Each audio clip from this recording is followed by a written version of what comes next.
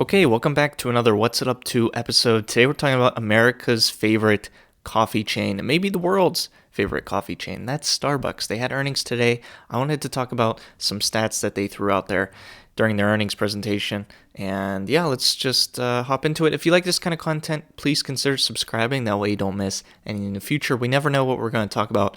And I think that's what keeps you on your toes. If we look at Starbucks here, we can see it's down a little bit, and it was down a lot more previously after hours. And that's because they ended up missing on earnings per share compared to what the analysts were expecting. It appears that the peppermint mocha did not sell as many units as they expected, though they didn't actually come out and say that. I'm kind of just guessing why the earnings were down. Down below, we can see the earnings that the analysts estimated were 70 cents per share actually came out to 75 cents per share. So if you do the math quickly in your head, 2 cents per share missed there. Revenue, however, was a beat at $8.78 billion versus the $8.75 billion, and U.S. same-store sales were 10% versus the 9.26%. So people are going to their local Starbucks more occasionally, it seems like. But I think here's the big thing to take note of. International sales were down 13% versus the 3.87% expected.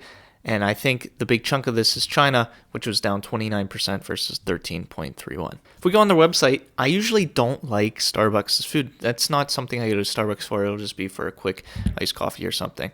Their food kind of grosses me out because it's pretty much just warmed up. However, this burrito or wrap that they came out with, I don't know if this is new or not, but I haven't seen it.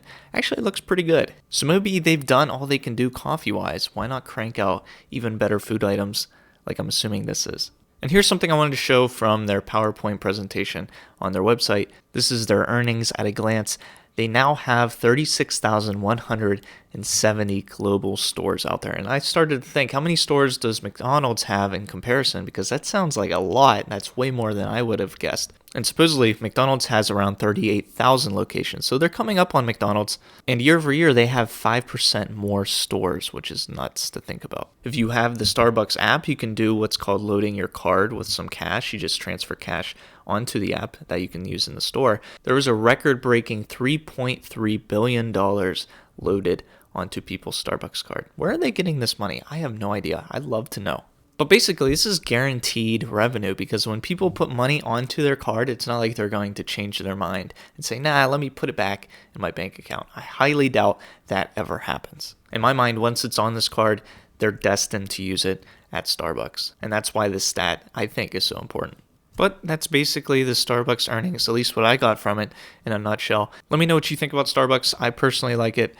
Would I buy it at this price? I'm not sure. I think it's kind of high right now, but, compared to some of my other stock picks, it's relatively in the same ballpark. Thanks so much for watching, guys. Hope to see you in a future video, and take care.